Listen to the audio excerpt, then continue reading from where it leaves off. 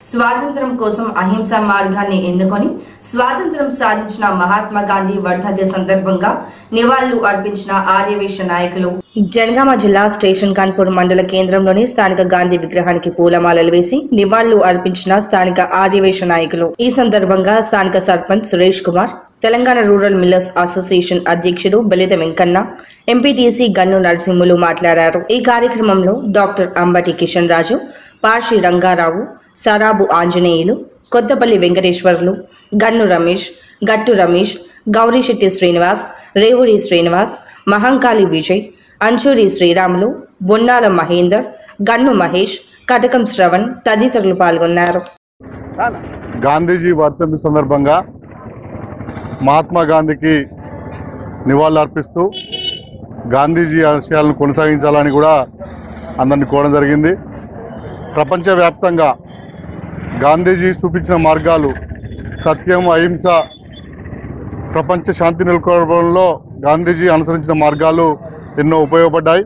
ప్రపంచవ్యాప్తంగా గాంధీజీని కీర్తించబడ్డాయి। భారతదేశ స్వాతంత్ర ఉద్యమంలో గాంధీజీ గారి ఆయుధాలైన అహింస, సత్యం, ధర్మాలతో స్వాతంత్ర పోరాటం కొనసాగించడం జరిగింది। మరీ ముఖ్యంగా ఉప్పు సత్యాగ్రహంతో ఆనాడు బ్రిటిష్ పాలకులను ఎదురొడ్డి అహింసా మార్గంలో భారతదేశానికి స్వాతంత్రం తెప్పించడం జరిగింది। నేటి సమాజానికి గాంధీజీ యొక్క స్ఫూర్తి చాలా అవసరం। ఎందుకంటే ఒక అహింసా వాతావరణంలో స్వాతంత్రం సంపాదించి పెట్టినటువంటి గాంధీజీ మార్గం అనేకమైన ఉద్యమాలకు, పోరాటాలకు కూడా స్ఫూర్తినిచ్చింది। అదే తరహాలో తెలంగాణ ఉద్యమానికి కూడా మనం గాంధీజీ యొక్క మార్గము ద్వారానే తెలంగాణ సాధించుకోవడం జరిగింది।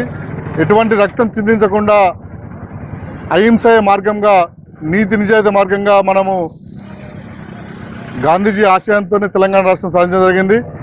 ఈ నేటి యువత కానీ, విద్యార్థులు కానీ, యువకులు కానీ అందరికీ కూడా గాంధీజీ ఆశయాలు స్ఫూర్తిగా తీసుకొని వారి ఆశయాలు కొనసాగించాలని కోరుకుంటున్నాం।